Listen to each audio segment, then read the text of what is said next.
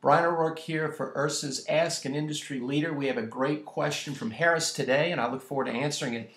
Is it within our rights as an employer to have our staff sign a code of conduct agreement for social media use? And if so, what are some points to include in such an agreement? We're mainly concerned about our staff members saying something that makes our club look bad. Harris, a great question. I hear this kind of question all the time, and it principally has to do with three key points. You know, when you ask what to include in your policy, that's going to be a function of what is your social media strategy.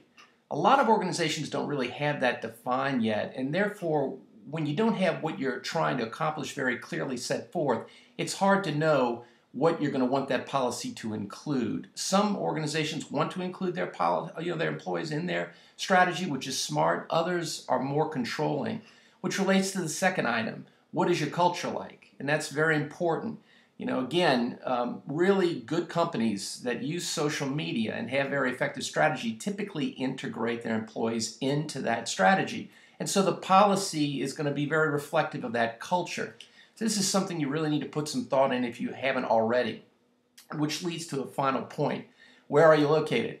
This is going to be a legal issue, and states have different laws that govern the point of employment policy and practices and how those rules can be or cannot be enforced.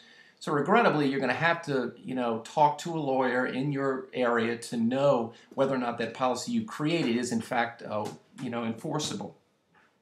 Now, I've put on my blog a post today, do you have a social media policy for your organization? And in that, I have literally dozens of examples of social media policies for you to look at. I think that'll be very helpful. So if you combine all those things together, I hope that you're able to put one in place that's effective, and congrats to you about thinking about this important point using social media.